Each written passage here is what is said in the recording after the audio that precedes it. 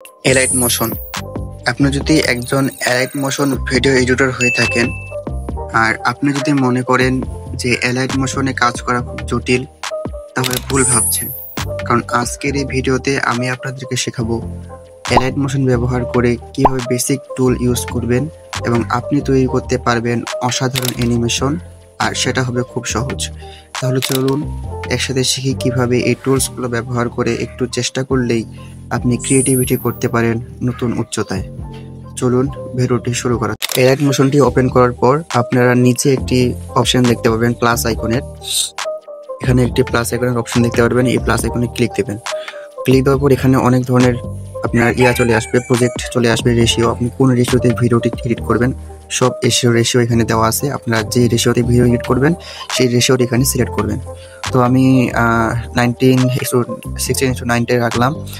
এখানে রেজুলেশন দেওয়া আছে 1080 থাকবে। ওকে, তারপর এখানে ক্রিয়েট প্রজেক্ট নামে একটি অপশন দেখতে পারবেন নিচে, এই ক্রিয়েট প্রজেক্ট অপশনে ক্লিক করবেন। ক্রিয়েট প্রজেক্ট অপশনে ক্লিক করার পর আপনাদের প্রজেক্ট এখানে চলে আসবে।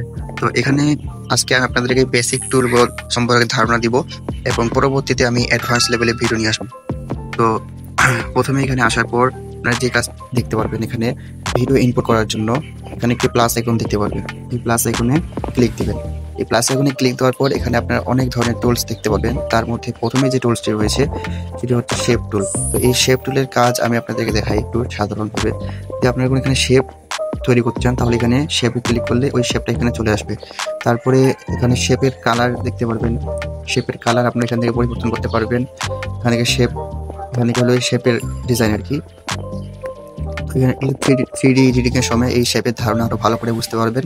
তো আপাতত এটুকু বুঝতে পারেন যে ওই শেপের কাজ শুধু এখান থেকে এতটুকুই, ঠিক আছে। তো শেপটা আমি ডিলিট করে দিলাম। তো এর পরবর্তীতে আপনারা যখন আবার এই প্লাস আইকনে ক্লিক করবেন, তো এখন আপনাদেরকে দেখাবো কিভাবে এখানে আপনাদের ভিডিও ছবি আপনাদের গ্যালারি থেকে এখানে ইম্পোর্ট করবেন। তো এই যদি আপনি মিডিয়া অপশনে ক্লিক করেন, তো এখানে আপনাদের গ্যালারিতে থাকা সকল ভিডিও, ছবি, সব পিএনজি সব এখানে চলে আসবে। তো আপনারা এখান থেকে যেটি ইম্পোর্ট করতে চান সেই ভিডিওটির উপর ক্লিক করবেন বা ছবির উপর ক্লিক করবেন, অটোমেটিক আপনাদের সামনে আপনাদের এই ইন্টারফেসের সামনে আপনাদের ভিডিওটি বা ছবিটি এখানে ইম্পোর্ট হয়ে যাবে, ঠিক আছে। তারপরে ছবি বা যদি লেন্থ বাড়াতে চান, আপনাদের এখানে যে শেষের যে আইকনটি রয়েছে এটি ধরে পাশে ড্রপ করবেন, এখানে লেন্থ বেড়ে যাবে। তারপরে আপনারা যদি ভিডিওর মাঝখানে যদি আচ্ছা, এটি গেল আমাদের ছবি ইনপুটের কাজ, ঠিক আছে। এখন আমি আপনাদেরকে দেখাবো যে কিভাবে একটি ভিডিওর বা ছবির মাঝখানে স্প্লিট করতে হয়। তো ছবি বা ভিডিওর মাঝখানে স্প্লিট করতে হলে ছবিটি আপনাদের এখানে নিয়ে নেবেন। নিয়ে নেওয়ার পর আপনারা যে পরিমাণ ভিডিওটি কাটতে চান সেটি বরাবর নিয়ে আসবেন। নিয়ে আসার পর এখানে আপনারা একটি স্প্লিট দেখতে পারবেন। যদি আপনারা বাম পাশে ভিডিওটি রেখে ডান পাশে থেকে কাটতে চান তাহলে এটি ব্যবহার করবেন। আচ্ছা, আর যদি আপনারা মাঝ বরাবর কোনো ছবি বা ভিডিও কাট করতে চান তাহলে এই মাঝখানের অপশনটি ক্লিক দিবেন। আর যদি আপনারা যে ডান পাশের অপশনটি রেখে বাম পাশেরটা কাটতে চান তাহলে এই অপশনটি ক্লিক দিবেন। তো আমি আপনাদেরকে দেখাই। প্রথমে আমি এটির কাজ দেখাই। যদি দেন তাহলে সেটি কেটে যাবে। তারপর যদি মিডিলটি ব্যবহার করেন তাহলে মাঝখান থেকে কাট হবে। এটি যদি ব্যবহার করেন তাহলে ডান পাশেরটা কেটে যায়, বাম পাশেরটা থাকবে। তো এটি হলো এলাইট মোশনে স্প্লিট করার পদ্ধতি আর কি, ঠিক আছে। ওকে, তো এখন আমি আপনাদেরকে দেখাবো এখানে কিভাবে টেক্সট কিভাবে এড করবেন।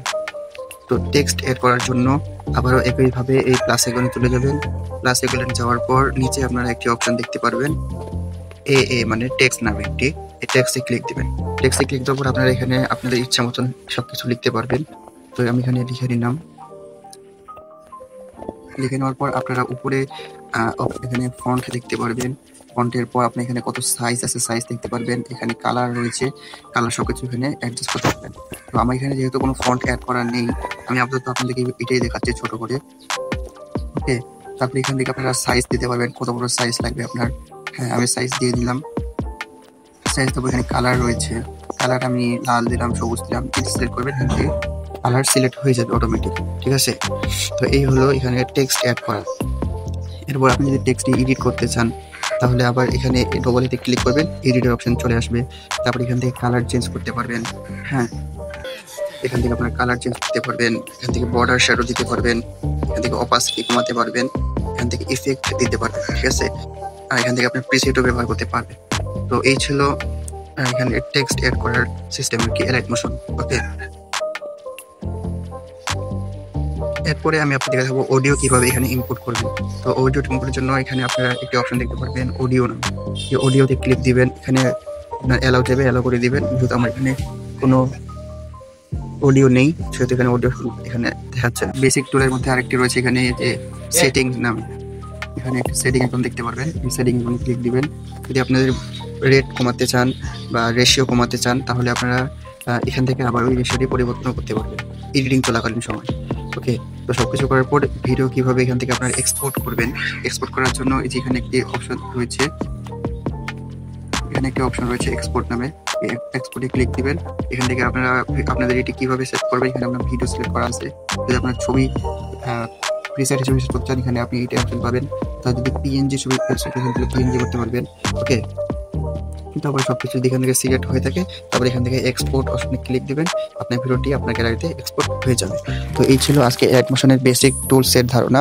এর পরবর্তীতে অ্যাডভান্স লেভেলের এবং 3D লেভেলের ভিডিও এডিটিং আসবে এলাইট মোশনের উপর ভিত্তি করে। তো আমাদের চ্যানেলটি অবশ্যই সাবস্ক্রাইব করে রাখবেন যাতে পরবর্তী ভিডিওগুলো আপনাদের মিস না হয়।